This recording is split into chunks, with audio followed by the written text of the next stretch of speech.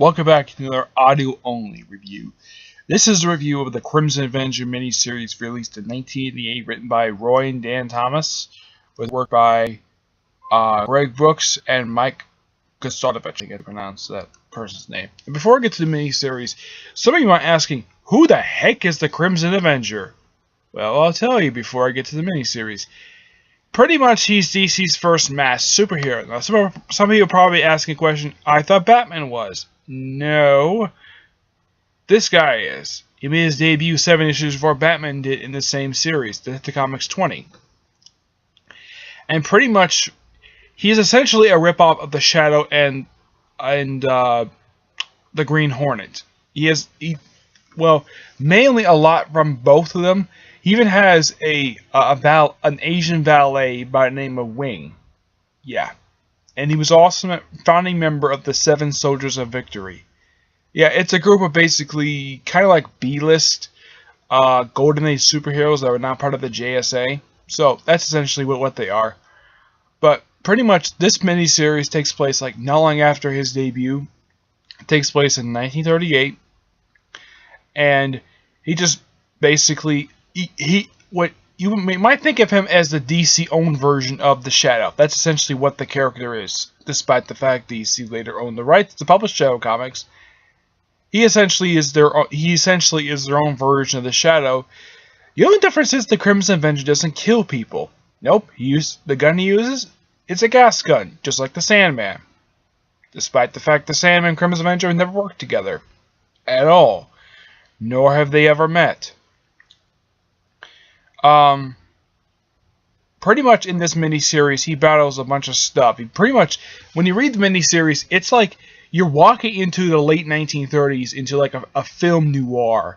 Yeah, that's how the artwork is in here. It's very much noir-esque.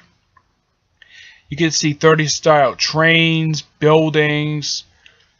Yeah, it's like they use a lot of the elements from this miniseries in the Sandman Mystery Theater series. If you read this miniseries after Sandman Mystery Theater, it uses the same themes to it. There's a little bit of racism, and there's at one point where the Crimson Avenger actually battles a member of the Ku Klux Klan, and the book takes place in New York City of all places. I think so.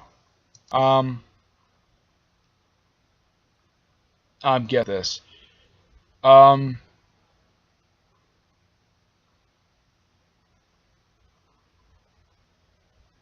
Yeah, I think so. I think it is 1938, but pretty much this miniseries is just really dang good to read. The story is called The Dark Cross Conspiracy, and pretty much that's what he's fighting the whole entire time when you read this miniseries. And he does some globetrotting in these few issues. He goes to China, Japan, and of course this takes place a year before the events of the start of World War I. Basically, it's kind of like the build up toward it. And pretty much it's a good time to set the miniseries there. Yes. And the thing about the Crimson Avenger is he doesn't. His bad guy is actually the main bad guy of this miniseries is a relativist. I won't spoil who it is. You have to read the miniseries in order to kind of grasp exactly who the heck this guy is. Now, Roy and Dan Thomas did. Now, this miniseries was released a year after the release of the Shazam New Beginning miniseries, and pretty much this miniseries, from what I've done a little research on the miniseries, it was meant to coincide with the 50th anniversary of the Crimson Avenger. Not a bad idea. The thing is, this is the only solo series for the Crimson Avenger. A lot of the time this guy has shown up over the years. Either it's been team books or his original Spotlight book, Spotlight feature from Detective Comics and World's Finest Comics. Yeah. But there's kind of some bad news for this miniseries. As far as I know, this miniseries has never seen the light of a trade. Nope. The only thing, as far as I can tell, none of the Crimson Avenger. The only thing related to Crimson Avenger that has been collected in trade is when he was featured in Leading Comics as part of the Seven Soldiers of Victory. That's the only thing related to the character has been put into a trade. Where the Seven Soldiers of Victory appear in the first 14 issues of the leading comic series, but none of his solo appearances have ever been put into a trade. But yeah. Oh, I should also mention that he does have a love interest in this miniseries, who is kind of like his version of Margot Lane in the way. Well, it's a blonde woman, and she's kind of in love with him, though it's more obvious with this one than with Margot Lane, which heavily implied that she's in love with trying to think of his name, the Shadow's real name, Lamont Cranston. Yeah, that's his name, Lamont Cranston. That's the real name. The Crimson Avenger's real name is Lee Travis. Now, in issues 2 and 3, he has sex with his love interest. Yeah, he has sex in issues 2 and 3. In issue 3 is when he reveals to his girlfriend, I don't remember her name, that he is the Crimson Avenger. She is actually not exactly like against this. She actually is quite happy that he revealed this to her.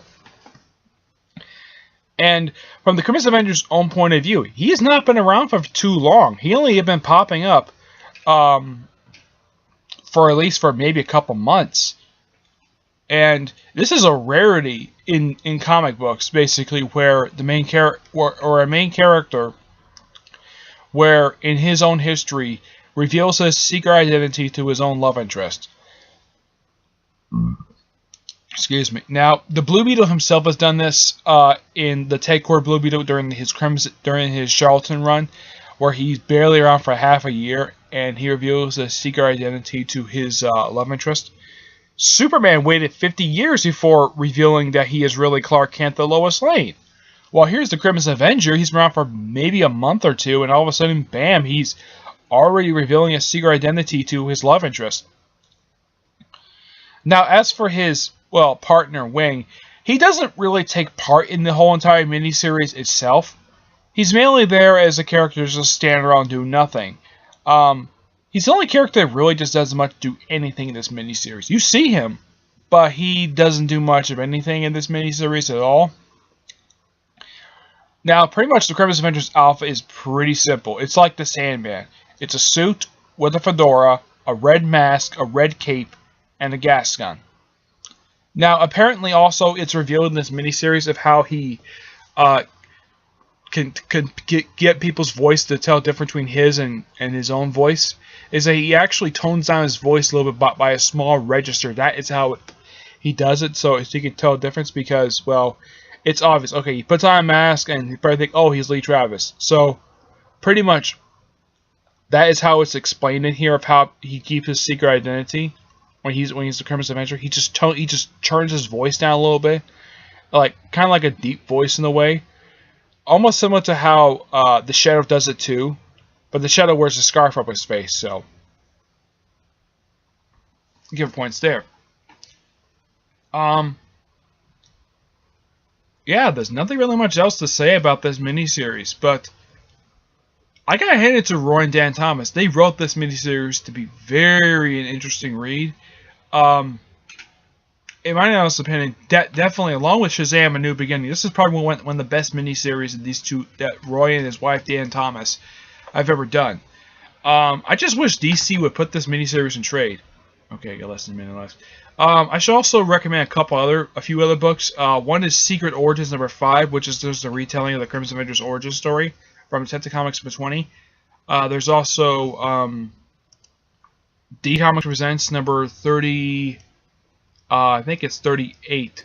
Yeah, 38. It's a backup feature, explains what the heck happened to him, like how he died. And of course, there's also Golden Secret Files, which kind of does more of his own stories. But yeah, despite that, great miniseries. I give this miniseries a 9.5 out of 10. It's a great miniseries to read. I just kind of wish DC would put this miniseries in trade. So, that's it for this episode. Stay tuned for my next audio-only review, which I'm planning on doing it on the first volume of Nightwing. Yeah, the 4-issue miniseries. Okay? Until then, see you there. Bye.